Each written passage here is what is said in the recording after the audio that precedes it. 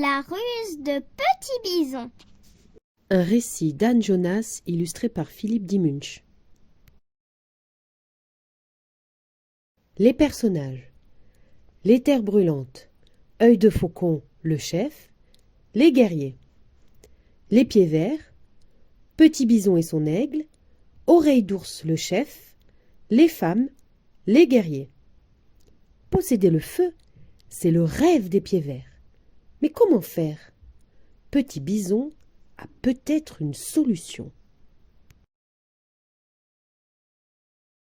Dans la tribu des pieds verts, les femmes sont en colère, très en colère. Ensemble, elles décident d'aller voir Oreille d'ours, leur chef. Aile de papillon s'avance. Voilà des lunes et des lunes que tu promets de nous apporter le feu. Et toujours rien. Sans feu, comment nous protéger du froid? Et comment nous éclairer quand le soleil disparaît? Oreille d'ours soupire. Les terres brûlantes sont les seules à posséder le feu. Et ils refusent de nous donner la moindre braise. Que faire? À la nuit tombée, Oreille d'ours réunit tous ses guerriers. Assis en rond, ils se grattent la tête en cherchant une idée, mais en vain. Soudain, Petit Bison, le fils d'Oreille d'ours, prend la parole.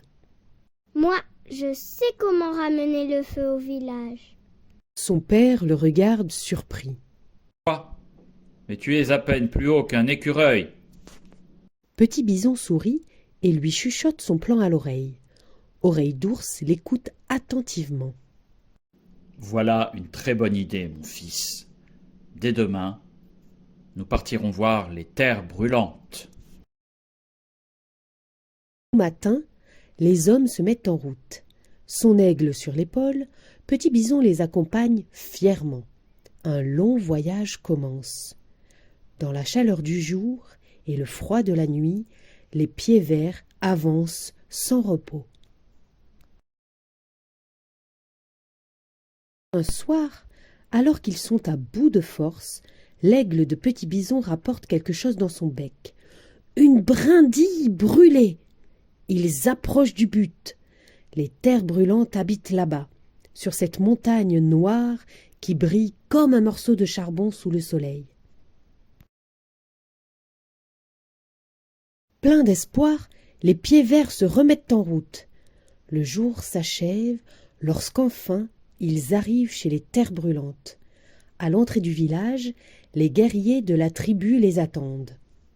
Sur leurs visages, ils ont tracé de terrifiantes peintures rouges et noires et brandissent déjà leur tomahawk. Leur chef s'avance, menaçant. « Retournez d'où vous venez. Le feu est à nous. Nous le garderons. »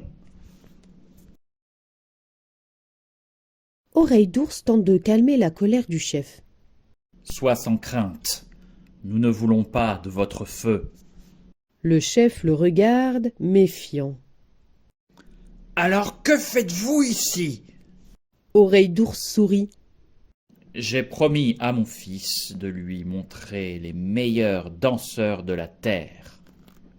Et partout, on m'a dit que c'était vous. Flattés, les guerriers baissent leurs armes. D'un pas fier, ils se dirigent vers leur tipi pour mettre leur costume de fête. Puis ils allument un grand feu et commencent à danser. Toute la nuit, les terres brûlantes tournent et chantent autour du feu. Émerveillés, les pieds verts ne quittent pas les flammes des yeux. À l'aube, Petit Bison se joint aux danseurs. Comme une toupie ensorcelée, il saute, court, bondit.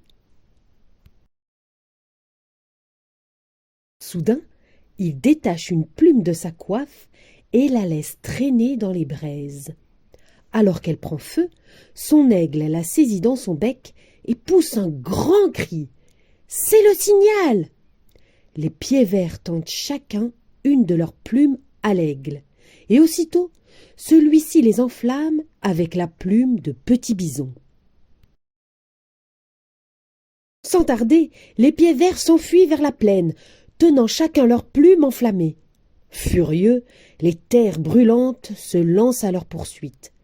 Mais après avoir dansé toute la nuit, ils n'ont plus la force de courir assez vite. Avec des gestes et des cris effroyables, leur chef appelle alors l'orage et le tonnerre. Brusquement, des éclairs déchirent le ciel et une pluie violente se met à tomber. Trempés jusqu'aux os, les pieds verts sont désespérés. Leurs plumes s'éteignent une à une. Seule celle de Petit Bison rougeoie encore. Soudain, Petit Bison aperçoit une grotte et court se mettre à l'abri. Tous les pieds verts le suivent. Là, il trouve des brindilles et du bois sec. Avec sa plume, Petit Bison parvient à allumer un bon feu. Épuisés, les guerriers dorment toute la nuit dans sa douce chaleur. Le lendemain, Petit Bison pointe son nez dehors. La voie est libre! Vite, il réveille tous les hommes. Chacun enflamme un morceau de bois et se met en route vers le village. À leur arrivée, les femmes accueillent les guerriers avec des grands cris de joie.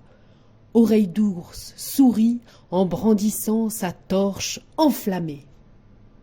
Aujourd'hui est un grand jour. Grâce à Petit Bison, nous possédons enfin le feu. Petit Bison dit alors à son aigle d'appeler d'autres oiseaux. Puis il confie à chacun d'eux une brindille enflammée en leur demandant de s'envoler aux 4 coins du monde. C'est ainsi qu'il y a bien des lunes, un petit garçon de la tribu des Pieds Verts offrit le feu à tous les peuples de la terre. Fin.